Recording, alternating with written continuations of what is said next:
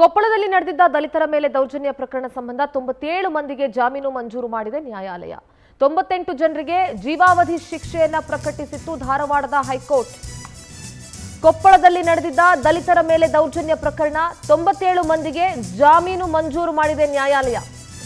98 ಜನರಿಗೆ ಜೀವಾವಧಿ ಶಿಕ್ಷೆಯನ್ನ ಧಾರವಾಡದ ಹೈಕೋರ್ಟ್ ಪ್ರಕಟಿಸಿತ್ತು.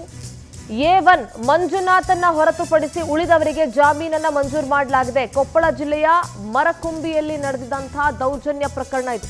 50,000 ಬಾಂಡು, ಒಬ್ಬರ ಶೂರಿಟಿ ನೀಡುವಂತೆ ಷರತ್ತನ್ನ ಹಾಕಲಾಗಿದೆ. ಕೊಪ್ಪಳ ಜಿಲ್ಲೆಯ ಮರಕುಂಬಿಯಲ್ಲಿ ನಡೆದಿದ್ದಂತಹ ದೌರ್ಜನ್ಯ ಪ್ರಕರಣ 97 ಮಂದಿಗೆ ಜಾಮೀನನ್ನ ಮಂಜೂರು ಮಾಡಿದೆ ನ್ಯಾಯಾಲಯ. ಸದ್ಯ 98 ಜನರಿಗೆ ಜೀವಾವಧಿ ಶಿಕ್ಷೆಯನ್ನ ಸೆಷನ್ಸ್ ಕೋರ್ಟ್ ಪ್ರಕಟಿಸಿತ್ತು.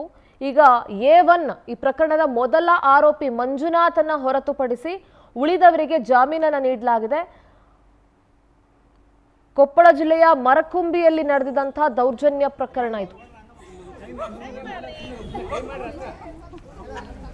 ನಮ್ಮ ಕೊಪ್ಪಳ ಪ್ರತಿನಿಧಿ ಶುಕ್ರಾಜ್ ನೇರ ಸಂಪರ್ಕದಲ್ಲಿ ಜಾಯ್ನ್ ಆಗ್ತಾ ಇದ್ದಾರೆ. ಶುಕ್ರಾಜ್, ಸದ್ಯ 98 ಜನರಿಗೆ ಜೀವಾವಧಿ ಶಿಕ್ಷೆಯನ್ನ ಸೆಷನ್ಸ್ ಕೋರ್ಟ್ ಪ್ರಕಟಿಸಿತ್ತು. ಆದ್ರೆ ಈಗ 97 ಜನಕ್ಕೆ ಜಾಮೀನು ಮಂಜೂರಾಗಿದೆ.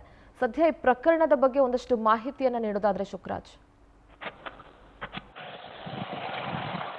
ಎಸ್ ಸಿಂಧೂರ, ಏನು 10 ವರ್ಷಗಳ ಹಿಂದೆ ನಡೆದಿದ್ದಂತಹ ಒಂದು ಘಟನೆಗೆ ಸುಮಾರು 98 ಜನರಿಗೆ ಜೀವಾವಧಿ ಶಿಕ್ಷೆಯನ್ನು ವಿಧಿಸಿ ನಮ್ಮ ಕೊಪ್ಪಳ ಜಿಲ್ಲಾ ಸತ್ರ ನ್ಯಾಯಾಲಯ ಒಂದು ಆದೇಶವನ್ನು ಹೊರಡಿಸಿತ್ತು.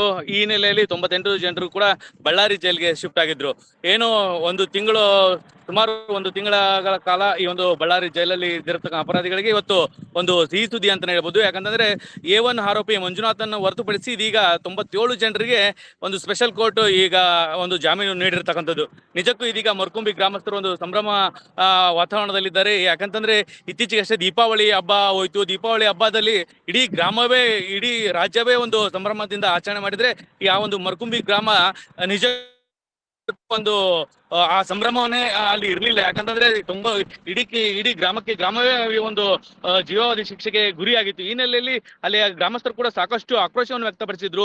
ಈ ಒಂದು ಶಿಕ್ಷೆ ಇದು ನಿಜಕ್ಕೂ ಇದು ಅಮಾಯಕರಿಗೆ ಈ ಒಂದು ಜೀವಾವಧಿ ಶಿಕ್ಷೆ ನೀಡಿದ್ದಾರೆ, ಇದನ್ನು ಪೂರ್ಣ ತನಿಖೆ ಆಗಿಲ್ಲ ಈ ಒಂದು ಪ್ರಕರಣದಲ್ಲಿ ಅಂತಂದು ಅವರು ಸಾಕಷ್ಟು ಅಸಮಾಧಾನವನ್ನು ಹೊರಹಾಕಿದ್ರು. ಆದ್ರೆ ಇವತ್ತು ಏನು ಕೋರ್ಟ್ ಒಂದು ತೀರ್ಪು ನೀಡಿದೆ. ಈ 97 ಜನರಿಗೆ ಒಂದು ಜಾಮೀನು ನೀಡಿರ್ತಕ್ಕಂಥ ಸುದ್ದಿ ಇದೀಗ ಆ ಒಂದು ಗ್ರಾಮಸ್ಥರಿಗೆ ಖುಷಿ ನೀಡಿದೆ ಅಂತ ಹೇಳ್ಬೋದು.